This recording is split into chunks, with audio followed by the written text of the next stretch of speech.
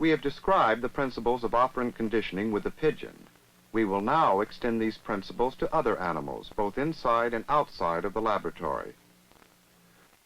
Most of the early work in behavior theory used the white rat as a subject, and so does much that is being done today. This is a modern version of the apparatus that Skinner introduced in the 30s when he published The Behavior of Organisms. The box is small, which increases the probability that the rat will approach and perhaps touch the lever, and decreases the probability of incompatible behavior. When the lever is depressed, the light comes on and a pellet of food is delivered to the food cup. Lever pressing is defined electromechanically, and the light shows when the lever is pressed far enough to operate a microswitch and qualify as a response. This is a final performance of a rat already trained to press the lever. Each response is reinforced, and the rat has established a pattern of pressing with the right paw that involves little wasted effort. Compare his behavior to that of this rat, which has been adapted to this box and magazine trained, but never reinforced for any specific approximation of lever pressing. The rat has been deprived of food for 24 hours and is at approximately 80% ad lib weight.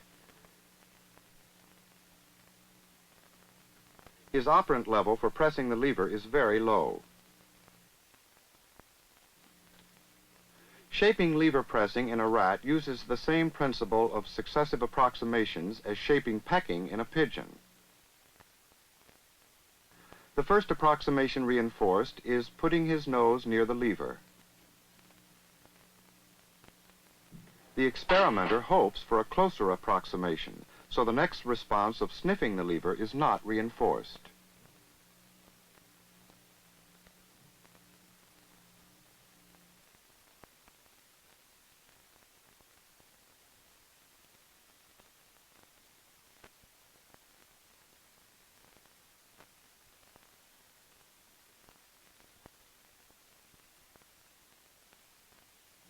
Touching the light produces the next reinforcement.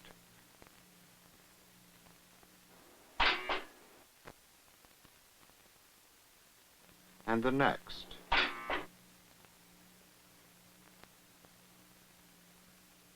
The next approximation occurs 2 minutes later. He raises himself on his right foot and lifts his left foot off the floor.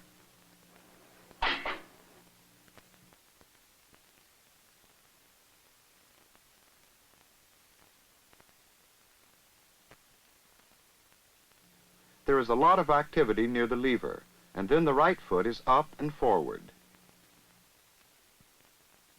This is reinforced, and so is the response of raising the left foot toward the lever.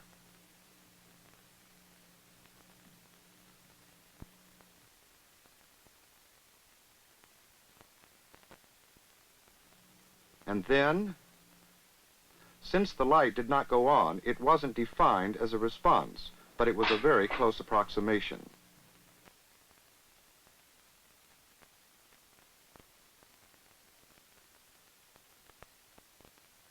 He's not chewing any new pellets, just the old ones. Eventually, he raises his foot again and is reinforced when it touches the lever, even though he doesn't press it.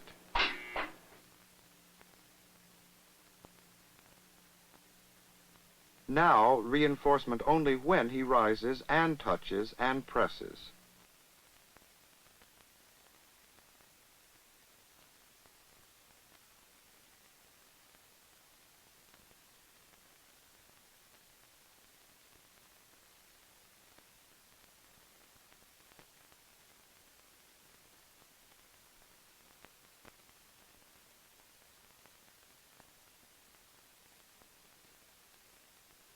This time it's the other foot, and still not hard enough to turn on the light.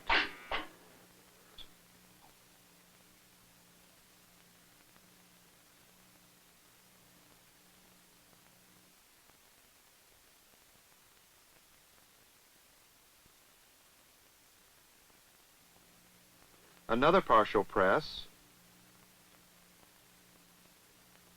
and now the light comes on. So this is the first definable response.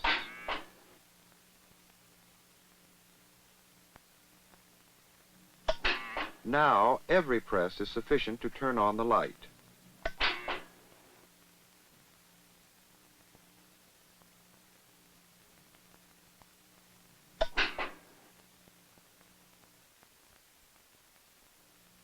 Most grown dogs have a high operant level for jumping over natural barriers, such as stone walls. But this does not mean that the response will occur on command in an artificial situation.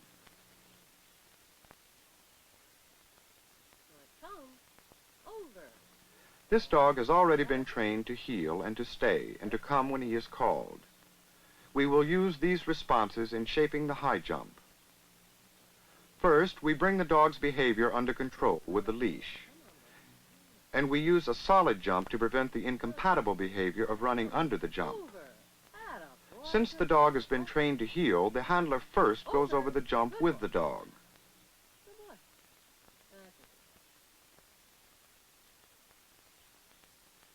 The dog is still following his handler, but when the handler goes around the outside of the jump, this is an approximation of the dog's jumping alone.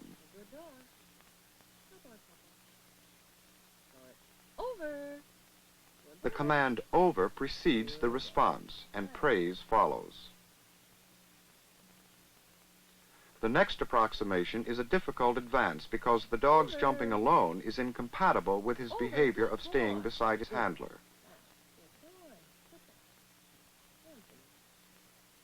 Over. Over. Good boy. Good boy, Dora. That's a good dog. Now to shape another dimension of the final performance.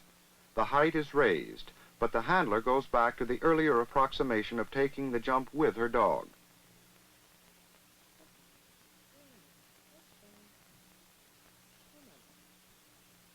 Over. Good boy. And works up again with the jump at this new height. Over. During the shaping, praise is continuous. Praise is the reinforcer used most often in dog training. Of course, food is effective too, but it is often impossible to deliver food immediately following the response.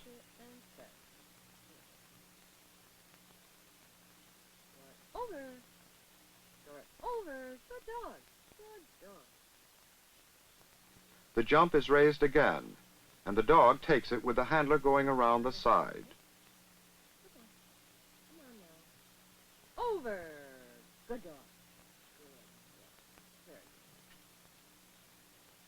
Over. On the next trial, he balks when sent by himself. So the jump is lowered in order that the earlier approximations do not extinguish.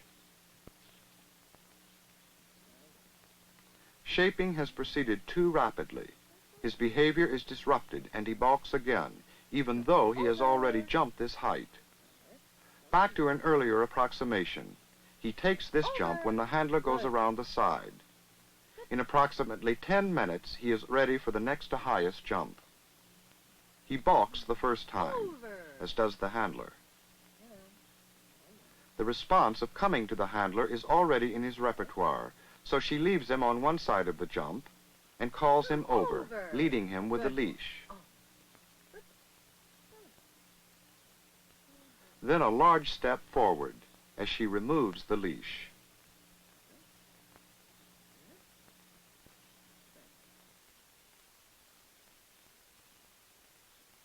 Over.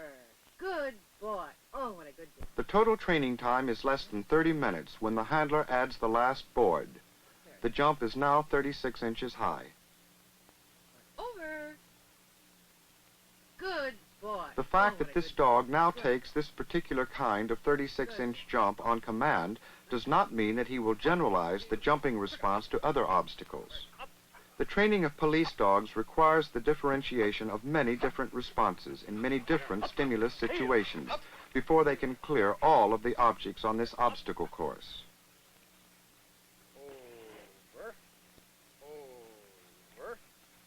Steady. Steady. Over. All of these different responses were shaped. For each obstacle, the trainer reinforced successive approximations of the final performance. Up. Turn. Up.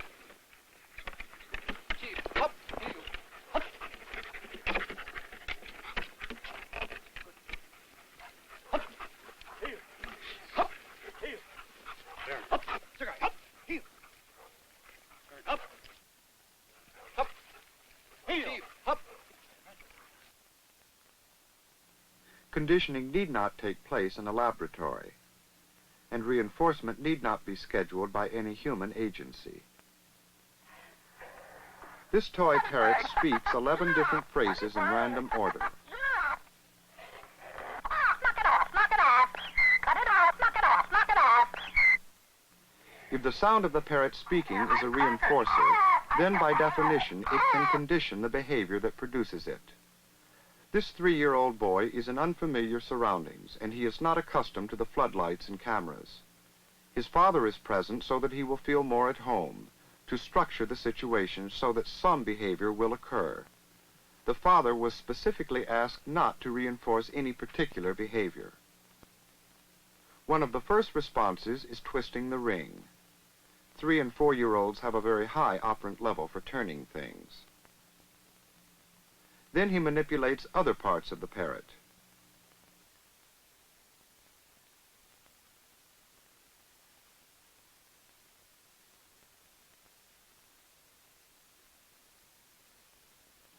He touches the ring, but doesn't pull it out far enough to produce a sound. Since the reinforcer is the sound itself, the first approximation that can be reinforced is one that actually produces the sound. He touches the ring again.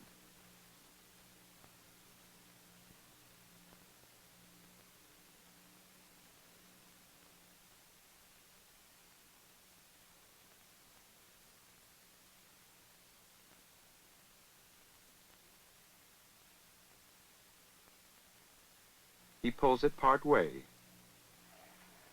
Sailing, sailing.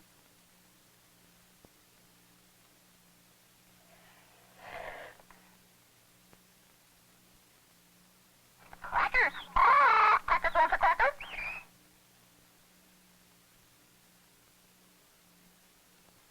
This is 2 minutes later. Knock it off, knock it off. Actually, a number of responses are being strengthened. He has now learned how to keep the parrot on the perch, and he holds it more efficiently.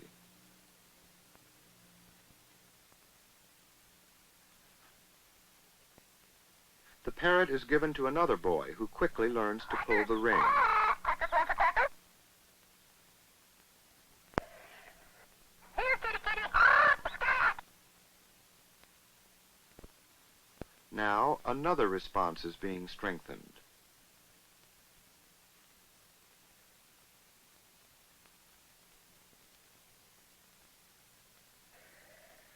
Knock it off, knock it off.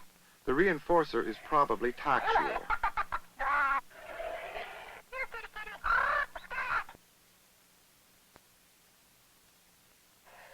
Oh, there's time to eat. Eat the birdie. A high and stable rate of response. Silly bird. I'm your pal. Hi there, I'm Cracker. The cumulative response records for both boys for the entire period show the reinforcing properties of a talking parrot in shaping and maintaining behavior.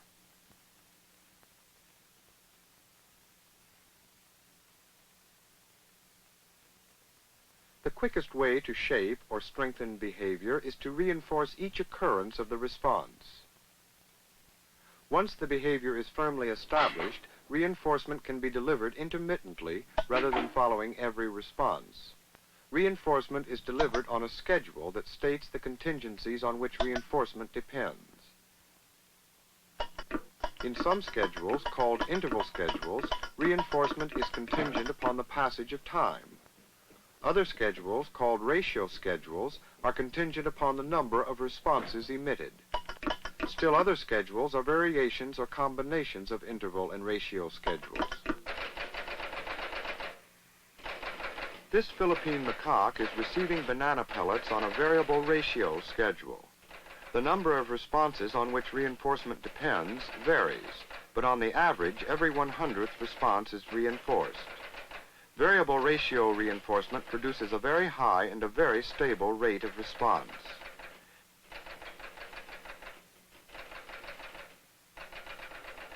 Human behavior is also maintained in strength on a variable ratio schedule.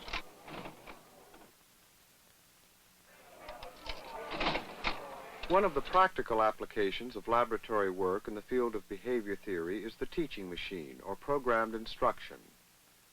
Before we can condition or shape or teach any behavior, we must specify the final performance. This is a frame near the end of this program, which was designed to teach the fundamentals of electricity. The behavior of answering questions such as these is the behavior the program is designed to shape. As with the laboratory animals, we start with behavior that already exists in some strength.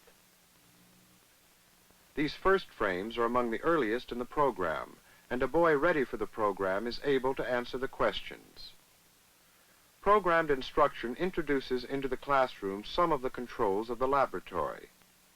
The requirement of a differential response, such as writing the answer, or even saying the answer to yourself, reduces the likelihood of incompatible behavior, such as daydreaming or doodling or looking out the window.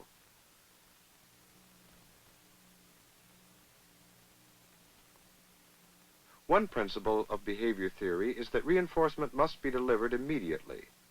This, of course, is impossible in the conventional classroom situation. But here the student makes his response and then has only to advance the program to learn at once whether or not his response was correct. Fortunately, being right constitutes a reinforcer for most students. Good programs are constructed so that the student usually is right.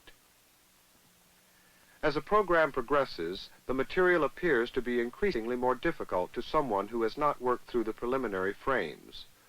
But for the student who has worked through the whole program, the requisite behavior will be easily available.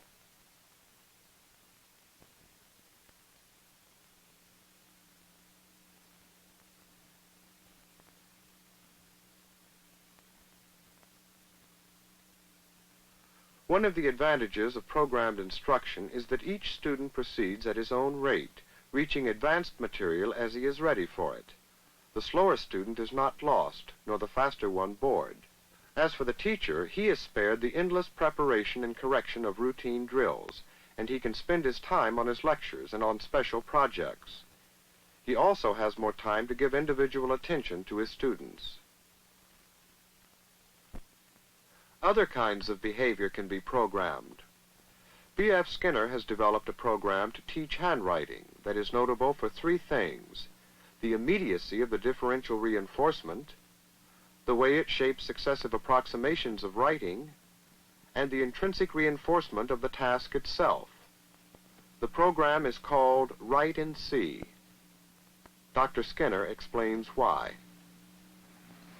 The write and see method uses a special chemical process to give the child an immediate report of whether he's made the mark correctly or not. When the child learns to write, he moves his arm and hand, and that leaves a mark. To learn well, he should learn immediately whether that mark is correctly made. And with this method, there's a special ink and a special chemical treatment of the paper. When he makes a correct mark, the pen writes a black line. If he goes off, draws a mark which is not correct, it leaves a light yellow mark.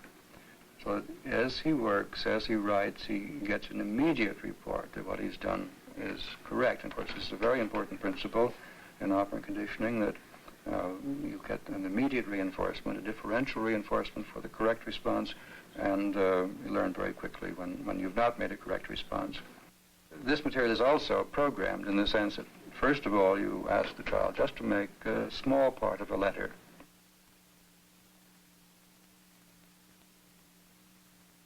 And when he's done that, then he goes on and makes more of the letter.